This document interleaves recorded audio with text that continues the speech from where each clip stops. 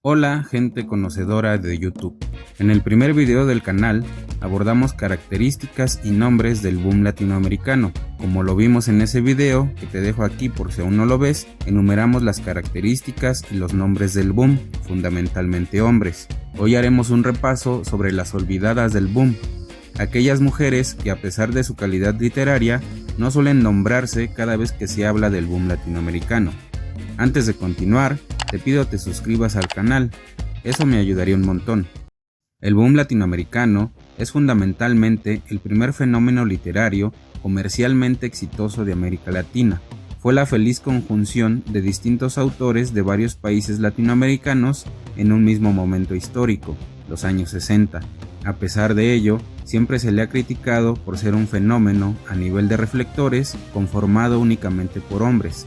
Decir que el boom latinoamericano es un fenómeno literario exclusivo de un puñado de hombres es desconocer o hacer la crítica fácil al mismo. Como fenómeno literario, se nutre de una infinidad de vivencias, experiencias personales e influencias literarias que van más allá de Latinoamérica. A la misma altura y calidad literaria de Julio Cortázar, Gabriel García Márquez o Carlos Fuentes, encontramos escritoras que nada le envidian a sus pares hombres. Elena Garro nació en Puebla, México, en 1916. En 1958 escribió una obra de teatro, Un hogar sólido. Por su novela, Los recuerdos del porvenir, de 1963, la crítica la consideró una renovadora de la literatura fantástica y también como la escritora mexicana más importante después de Sor Juana Inés de la Cruz. Esposa de Octavio Paz, su vida al lado de este fue muy conflictiva. Al respecto, ella dijo: vivo una vida muy conflictiva con Octavio. Yo vivo contra él y escribo contra él. Todo lo que soy es contra él. Por eso se autodenominó la madre maldita del realismo mágico.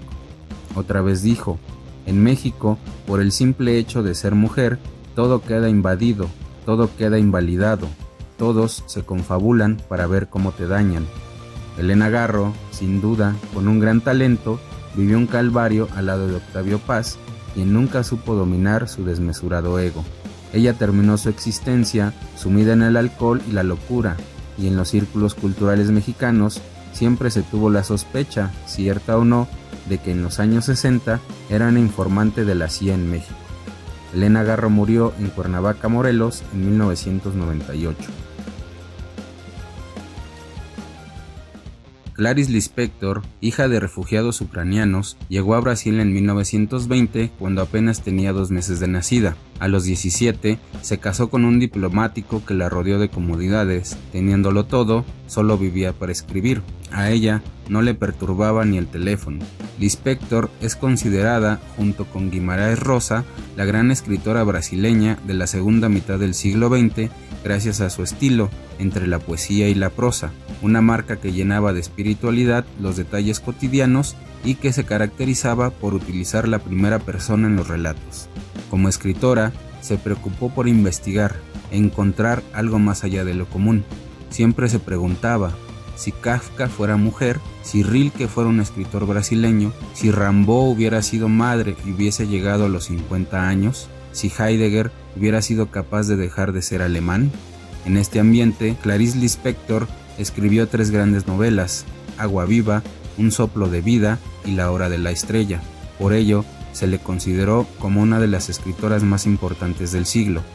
En 1960 publicó Lazos de familia, un libro de cuentos aplaudido por la crítica, y un año más tarde la novela La manzana de la oscuridad, que fue llevada al teatro. En 1963 publicó lo que es considerada su obra maestra, La pasión según G.H., escrita en tan solo unos meses. Con una trayectoria reconocida dentro y fuera del Brasil, a finales de los años 60 y principios de los 70 se dedicó a publicar libros infantiles y algunas traducciones de obras extranjeras que compaginó con charlas y conferencias en distintas universidades de Brasil. Su último libro, La hora de la estrella, es un volumen que escribió en el reverso de cheques y en cajetillas de cigarros. Tiene menos de 100 páginas y habla de una chica que, al igual que ella, años atrás viaja al noreste a Río de Janeiro. Clarice Lispector murió en Río de Janeiro en el año de 1977. Rosario Castellanos nació en Ciudad de México el año de 1925, pero fue criada en Comitán, Chiapas, donde realizó sus estudios primarios y secundarios. Castellanos logró ser reconocida como la primera mujer escritora del estado de Chiapas. En 1950 fue a residir al entonces Distrito Federal, entró a la UNAM, donde estudió filosofía y se enroló a un grupo selecto de escritores, entre ellos Ernesto Cardenal, Jaime Sabines y Augusto Monterroso.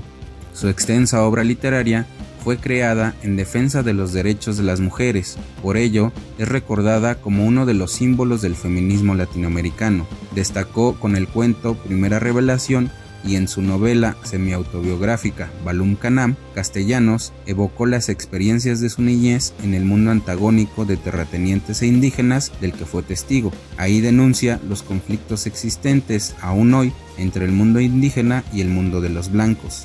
En Oficio de Tinieblas, Castellanos relata el levantamiento que se produjo en el estado de Chiapas entre 1867 y 1860, llamado la Guerra de Castas o la Rebelión Chamula. En su poesía, sus novelas y relatos, llama la atención sobre la diferencia entre dos grupos, principalmente entre hombres y mujeres, entre los blancos e indios. Rosario Castellanos usa el matrimonio para permitir que los personajes femeninos participen en el diálogo, siendo que hasta entonces las mujeres no se habían incluido en los diálogos. En su literatura, el lenguaje es usado como instrumento de poder y dominación. Sin voz, las mujeres pueden ser dominadas por los hombres. Las mujeres son objeto de conveniencia y estaban dominadas por los hombres, y Castellanos muestra cómo el matrimonio era una forma de demostrar la dependencia de la mujer y la falta de identidad.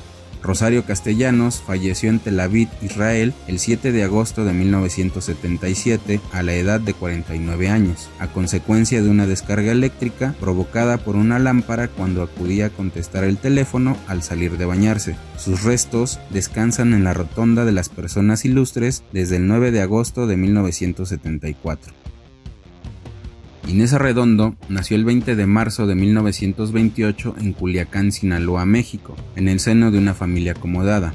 Transcurrió su infancia en la hacienda azucarera de su abuelo materno, donde descubrió su pasión por la naturaleza y por los libros. Luego de estudiar la preparatoria, su tío abuelo, Francisco Arredondo, la apoyó para que estudiara en la Ciudad de México en la UNAM, donde se graduó en la Facultad de Filosofía y Letras. En las décadas de los años 50 y 60 se enroló con un grupo que se le conoció como la Generación de Medio Siglo, entre ellos Juan Rulfo, Juan José Arreola, Carlos Pellicer, Julio Torri, Jaime Sabines y la propia Rosario Castellanos. Algunos de los temas que atraviesan su obra son el origen del mal y su vínculo con las creencias, el trabajo obrero, el erotismo y la frontera que divide la realidad y el mundo de lo siniestro. La forma en que supo trabajar todos estos temas, creando universos sólidos e hipnóticos, la convierten en una de las autoras más relevantes de la ficción mexicana del siglo XX. Inés Arredondo es considerada como una de las mejores cuentistas hispanas. De su obra sobresalen La Señal de 1965, Río Subterráneo, con la cual obtuvo el premio Javier Villaurrutia en 1979, Los Espejos y Mariana. Inés Arredondo murió un 2 de noviembre de 1989, pero nos dejó una inmensa obra literaria para poder disfrutar y revisitar cada vez que queramos. Sin duda, todas estas escritoras abrieron camino para las futuras generaciones de escritoras latinoamericanas. Mujeres de su tiempo, en su literatura florecen las preocupaciones de la vida conyugal, el erotismo, la conquista de derechos para las mujeres, las preocupaciones de los primeros feminismos en Latinoamérica, la búsqueda de identidad y de encontrar un lugar en este mundo, etc. En todo caso, la mejor manera de homenajearlas es leerlas.